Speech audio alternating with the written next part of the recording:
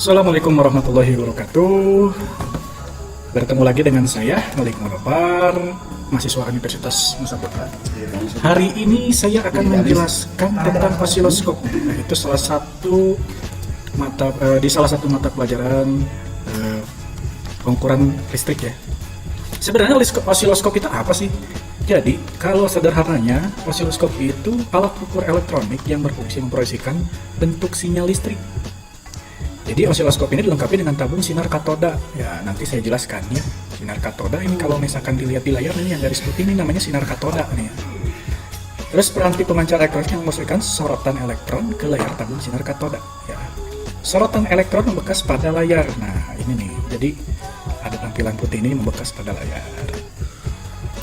Dalam osiloskop menyebabkan sorotan bergerak berulang-ulang dari kiri ke kanan. Nanti akan saya jelaskan. Jadi kalau misalkan di sini seperti diem sebenarnya, tapi padahal kalau misalkan dilihat lebih jauh gitu ya, itu bergerak seperti aliran ya. Jadi itu bisa menyebabkan bentuk sinyal kontinu sehingga dapat dipelajari atau dihitung untuk hasilnya. Jadi osiloskop ini biasanya digunakan untuk mengamati bentuk gelombang yang tepat dari sinyal listrik. Selain amplitude sinyal, osiloskop dapat menunjukkan distorsi waktu antara dua peristiwa. Semua alat ukur elektronik bekerja berdasarkan lambda data. Semakin tinggi sampel data atau semakin tinggi ukuran yang dimasukkan, semakin akurat peralatan elektronik tersebut.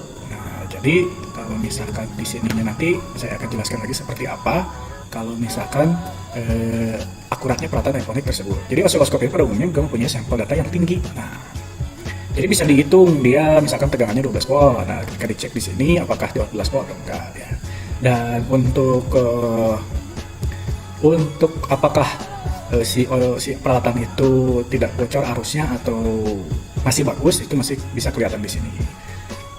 Nah, osiloskop merupakan alat ukur elektronik yang mempunyai sampel rate 10 kilosecond per second, jadi 10 kilo sampel per second ya, sama dengan 10.000 data per detik. Maka alat ini akan melakukan pengajaran sebanyak 10.000 kali dalam sedetik. Jadi tadi bisa diulang ketika satu peralatan elektronik, kalau misalkan sampel datanya makin tinggi berarti makin akurat. Jadi di sini dia untuk osiloskop itu mempunyai 10.000 data per detik.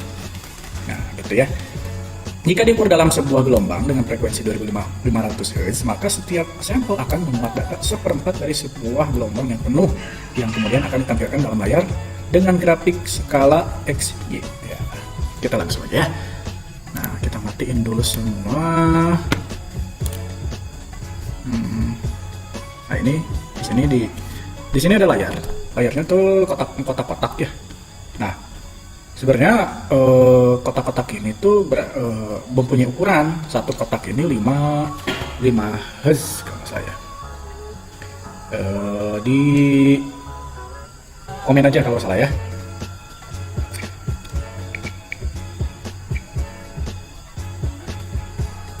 Nah,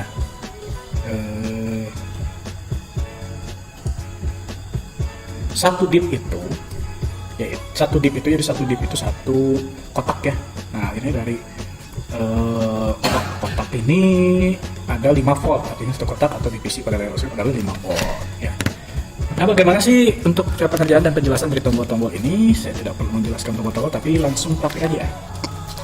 Nah, di sini ada beberapa tombol, yaitu kalau ini untuk variasi untuk channel. Ini ada CH1, CH2 atau dual. Nah, untuk CH1 ini untuk AC. Kalau di sini ya, masuknya ini ada AC nih. Nah, AC ini ada beberapa, bisa dilihat dari beberapa gelombang. Jadi ada gelombang kotak, gelombang segitiga atau gelombang yang seperti air. Di sini juga ada 100 Hz, 1 kHz, 10 kHz, 100 kHz atau 1 MHz. Sini ada tombol. Nah, di sini yang pertama yang kita gunakan adalah AC. Di sini ada, kita nyalain dulu ya. Nah, ini ada gelombang sinusoidal ya. Jadi gelombangnya kayak air. Di sini juga ada triangular, jadi kayak segitiga. Dan sini ada square itu jadi kotak ya, kotak. Nah, kita pakai yang sinusoidal.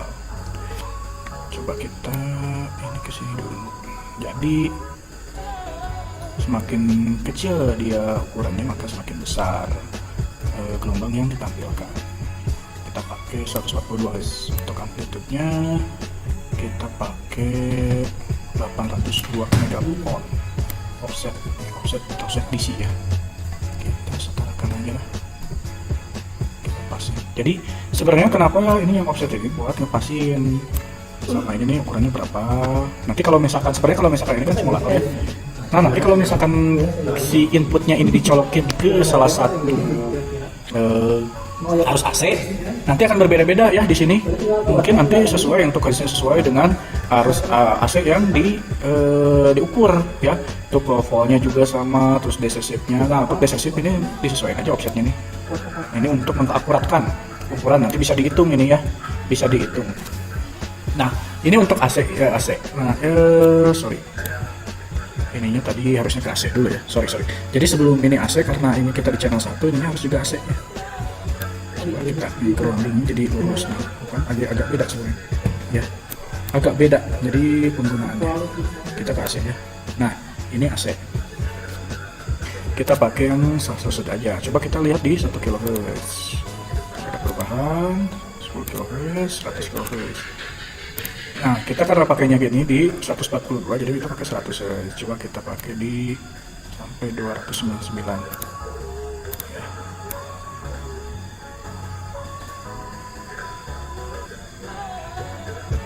Jadi ini tergantung dari alat yang atau barang elektronik yang kita ukur ya. Untuk tampilan ini sebenarnya ini hanya sebagai tampilan aja, enaknya yang mana. Tapi kalau misalkan kalau saya sih enaknya yang ini sih, sinusoidal. Nah itu untuk AC. Coba kita lihat yang DC. Yang DC ini DC power supply. Jadi kalau power supply DC ini ada dua probe ya. Ini ada positif dan negatif. Coba kita lihat, karena ini di CH2 ya, ini juga harus dirubah ke CH2. Coba kita CH1 nih, masih di sini apa ada perubahan? Nggak ada perubahan. Coba kita tambahin.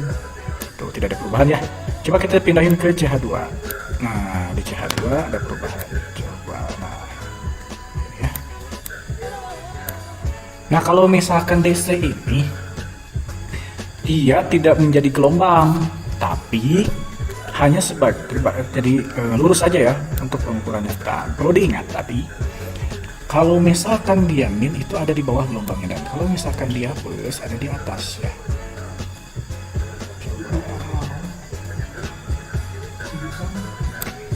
Ya.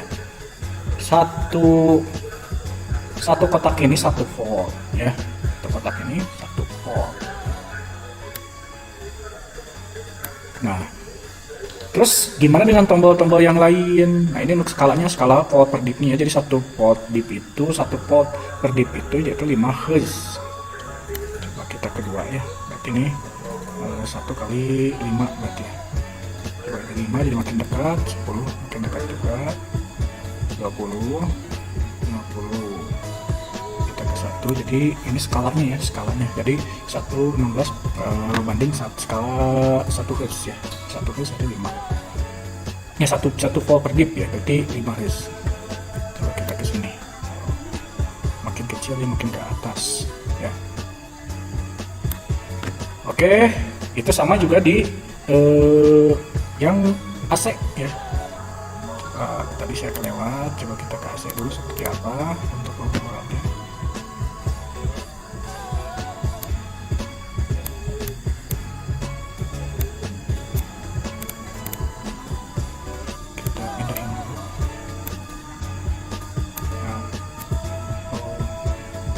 Semakin besar kalau ini, maka semakin kecil ukurannya. Jadi gunanya nanti kalau misalkan di si kabel ini dimasukin ke misalkan ke saklar atau stop kontak, nanti dia akan ada reaksi ya. Nah ini bisa dihitung apakah arusnya benar seperti itu atau enggak ya. Dia seperti itu. Nah ini untuk skalanya. Jadi hampir sama dengan voltmeter ya, cuman ini dia bisa kelihatan dari gelombangnya ya, dan bisa dihitung dan lebih akurat untuk perhitungannya. Balik lagi kita ke DC. Nah ini DC kita atur. ini kita ke CH2 dulu. Ya, hampir sama dengan voltmeter sebenarnya, cuman ini kita bisa melihat arus listriknya itu seperti gelombang listriknya seperti apa dan bisa dihitung. Nah, ini guna Y posisi ini buat apa sih? Nah, ini buat kalibrasi sebenarnya. Apakah benar atau enggak gitu ya. Jadi ini buat kalibrasi ketika ini 1, ini di 0 kan.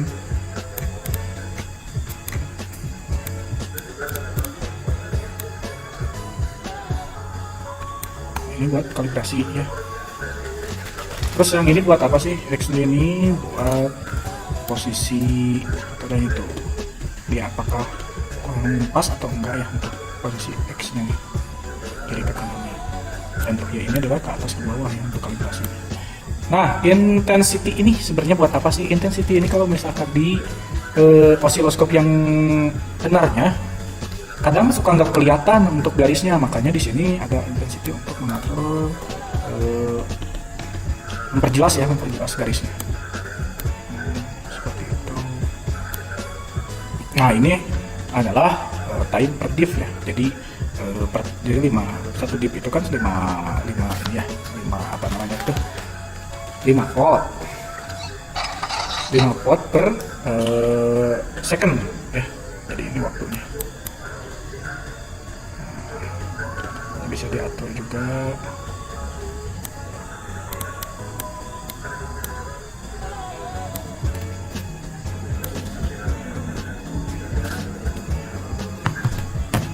Nah, jadi mungkin seperti itu untuk penggunaan osiloskop di virtual. Mungkin yang nyatanya nggak terlalu jauh beda dengan virtual di sini. Untuk kegunaan hanya saja mungkin ada beberapa tombol yang tambahan ya. Mungkin dari saya segitu aja. Terima kasih sudah menyaksikan video saya dari awal sampai akhir. Semoga penjelasannya bisa membantu, sedikit kurangnya ada yang bisa dipetik dari apa yang saya jelaskan. Terima kasih sekali lagi. Assalamualaikum warahmatullahi wabarakatuh.